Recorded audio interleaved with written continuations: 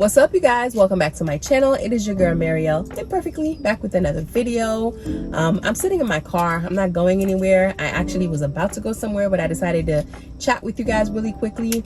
I wanted to talk to you guys. First off, let me just ask you guys, like, how have y'all been doing? Like, what's your mental health looking like? 2023.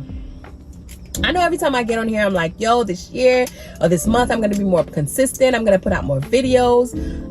There's a bug in here. But anyway, I'm going to put out more videos. You guys are going to see me more. And I swear to you, every time, and I mean it, every time I say it, it just never quite happens because life just keeps lifing.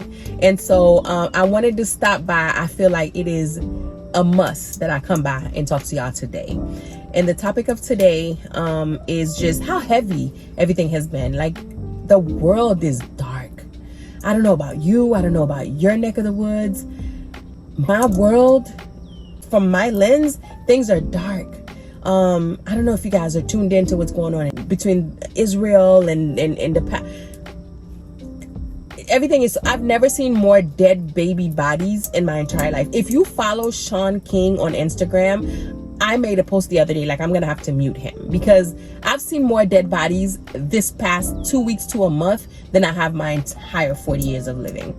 And it's not okay to just be seeing dead corpses being carried away. It's just too heavy. It's too much. And it's being normalized. It's being shoved in your face. And it's like, oh, another one. Thank you. Like, it's just too much. And then what's going on between the Haitians and the Dominican Republic, which I think should be like a series. Every time I get on here, oh, what's going on this week between Haiti and the DR? Well, if you're at all affiliated, if you know any Haitians, if you follow Geo News, you will know that Haiti has decided to continue the construction of a canal. Now, this canal started, I think, under the previous administration. And I say previous, but he may have still been president had he not been murdered.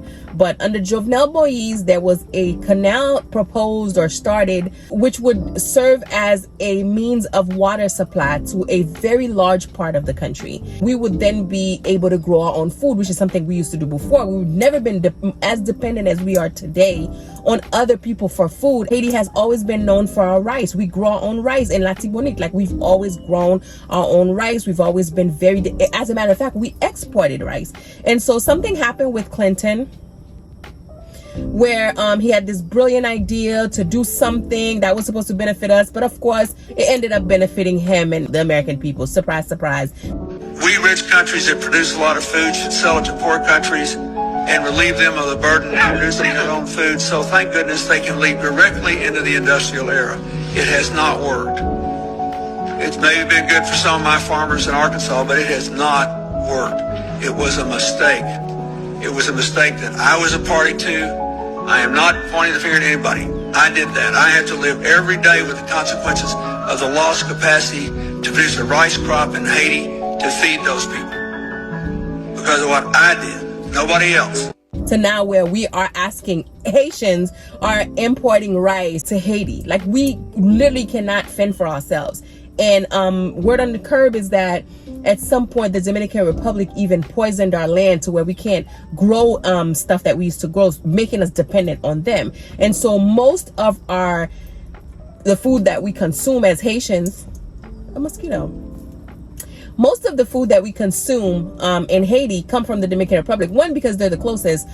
Two, because they saw to it that we became dependent on them. And so a lot of the back and forth that you guys see at the border is a lot of commerce being done between Haitians and the Dominican Republic.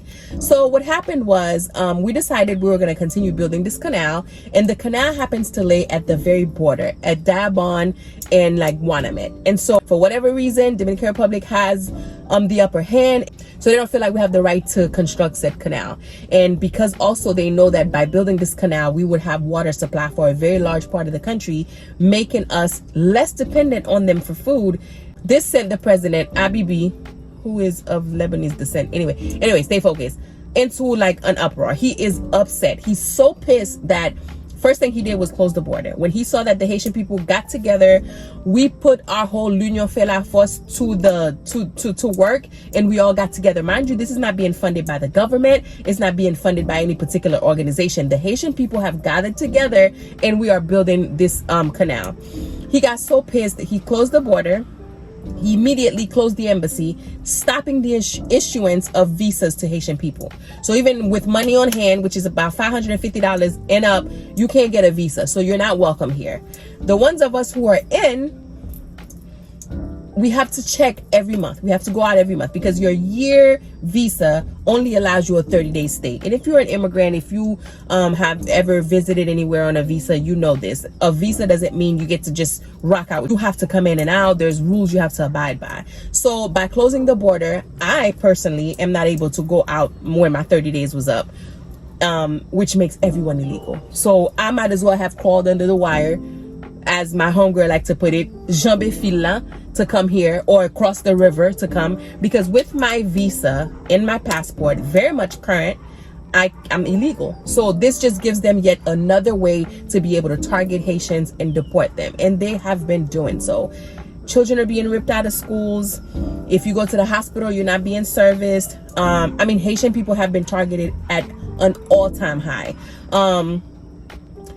The Haitian people cannot even take public transportation because they're asking for documentation. If you're Haitian and you don't have your visa, or you have your visa and you've overstayed, you getting shipped out. So it's been crazy. The tension in the Dominican Republic has been insane. And so I personally have really just been a slave to my home. I haven't gotten out unless I absolutely had to. I've stayed pretty low key. It's just no way to live. It's no way to live.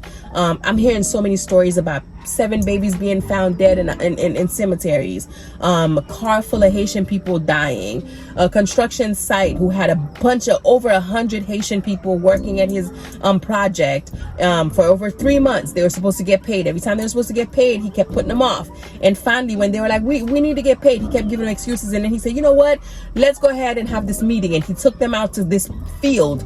And when they got there thinking like they were going to speak up and say how unjust they were being treated, immigration bombarded them. I heard they pulled out guns. A lot of them got killed.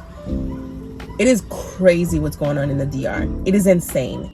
So this has been going on for about a month, and while the Haitian people aren't able to come in and buy food, the Dominican people who sell them food aren't able to make any money off the food that they sell them. And so their food is sitting there going bad. A lot of them aren't able to survive because they survive off the commerce that they do with Haitian people. So the Dominican people started protesting and complaining to the president.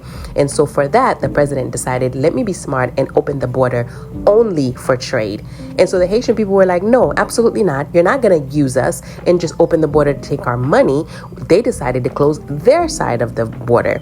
And so now that pissed them off, and somehow fire has been set to the majority of the warehouses where Haitian people store their goods on the Haitian side. So this is ongoing. Only God knows how it's going to end. But as of now, that's where we stand. And so all that being said, I know you guys have asked me before personally, what would my journey look like? What is my plan? Am I planning on being here forever? Like, what am I, planning on doing? Well, as of October 16th, 2023, before that, but this is the date of this video, I've decided that my journey here in the DR has come to an end. I hate the fact that I'm living somewhere that I know I'm not wanted. I hate the fact that I know at any given point, one false move, if I make a right when I should have made a left, I could be picked up and have to face the trauma that is deportation yet again. I'm not involved in any criminal activity. I am simply living. I'm legal. I paid my dues.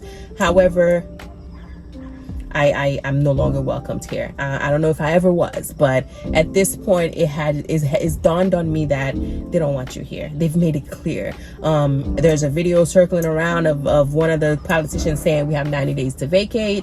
There's so much being said. They're ripping Haitians out of their homes, setting them on fire. It's so much that I'm still a human being. And as a matter of fact, if I may pop my stuff for a minute, I'm one of, and there's a lot of us, I'm one of the people who actually keep the economy going in the DR. Hear me out. People like myself who are affiliated with Americans, who have diaspora roots, who have means of, mangene pangen back home. When I calculated the amount of Western Union money that has come to me in the DR since I've been here for the 3.5 years, I'm not gonna drop a number. I pay rent. I don't live in the hood. I pay internet. I buy food. I employ Dominicans. I bring US dollars, Canadian dollars, European money to this country. So the fact that because of where I was born and what passport I hold, the fact that that makes me less of anything and puts me in a category of someone who's just of no value to this country, when I know for a fact what value I bring. Every time someone sends me $100, Western Union gets paid on both ends. They get paid. So every time I buy food, every time I have a friend that comes to visit me, I've brought friends over to get their hair done, to get nails done. I'm like, hey, it's cheaper here. Laser treatments, dental work. I've had people from YouTube who's been like, hey, where did you get this done? I want to come. Plastic surgery. I've brought US dollars here for a fact. And the fact that I'm being looked at as a liability in this country, DR does not have government assistance. I'm not on food stamp here. They don't have that. Yes, I'm hot boxing. It is so hot in this car. DR doesn't have government assistance.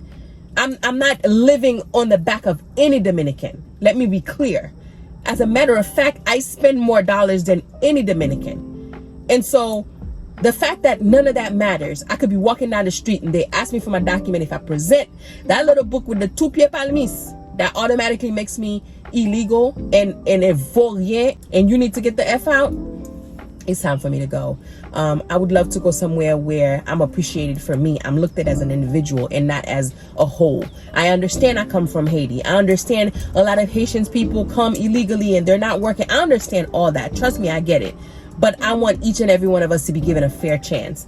And I don't think it's fair to look at us as a whole and mistreat us just on the base of where we're from and what the stigma is about us. And so I've decided that it is time for me to go. And it is time for me to go right now. It is October. I would like to leave ASAP, in the words of a very wise TIP, coming live from the VIP. I am going to leave. I am going to let y'all know where I'm gonna go. I am probably gonna take y'all with me my last couple days here. I'll let y'all see what I'm up to. I got so much to do because me, once I decide on something, I strike while the iron is hot. So I'm not gonna be here for another 2-3 months talking to y'all. God willing, I will leave as soon as possible. And I mean, it's a dire situation. It's not even like my choice. I have to go because they don't want you here. If they're telling you you have X amount of time to go, Dominican people are threatening to, start riots and attack Haitian people on site, I'm not going to be attacked, nor am I going to subject myself to the trauma of deportation. It was bad in the US. I want y'all to imagine just how bad it would be, Dominican to Haitian. People have died. People didn't make it back home. They don't feed you. People have died on the buses. They've killed people on the buses and they discard of your body. I'm not going to subject myself to that. I am still a human being with family who loves me, with 2 children who care for me, with loved ones. I'm not gonna do it. So I wanted to stop by and tell my YouTube family. I know you guys are on board with me. You guys, some of y'all agree, some of y'all don't. But either way, you guys are here with me following my journey. So it's only right that I came on here and told y'all what was next. So that is next. So my very next video will be my last few days here. I plan on vlogging just a few things that I'm doing to finalize my last couple days here. And then after that, maybe I'll take you guys on the road, or I'll tell you what the process is to get to where I'm going. I do know where I'm going. It's just a kind of complicated situation. If you're Haitian, you may or may not know already what it is. Once I tell y'all where it is, you may know exactly how I got there. You may know all the details, but that's neither here nor there. I do plan on giving y'all some more information, but as for now, I am just gonna stop this video here. And once again, I thank you guys so much for watching. I thank you for commenting, asking me, hey, when you gonna drop another video? Y'all don't even know how much that makes me feel. I had one person was like, hey girl, you ain't dropped the video in a minute, we've been waiting on you. That was enough for me to sit in this car hot as I don't know what, sweating to come and drop this video. I told her, I was like, you know who you are. I told her, I was like, I'm gonna drop something this week. It's just been so much going on, but just to know you guys are thinking of me and are looking forward to my content, I appreciate it, and it motivates me to do more. But I promise, once I get in a situation that is safe, that is normal, if that's a thing, I promise I'll give y'all more consistent stuff. But until then, please stick it out. Please comment, like, subscribe, share, and keep commenting, keep the conversation going. Let me know if you know anybody in the DR, if you know any Haitians going through it. What have you heard? Because there's so much false information going around too. Let me be clear. A lot of what you guys are hearing when you live abroad is not necessarily true. A lot is exaggerated. A lot I don't know about because I live in Barbados, so some stuff may be going on in the countryside that I don't know about. But either way, drop some of the things that you've heard in the comments, and let's discuss it. And until next time, take care of yourselves. Bye.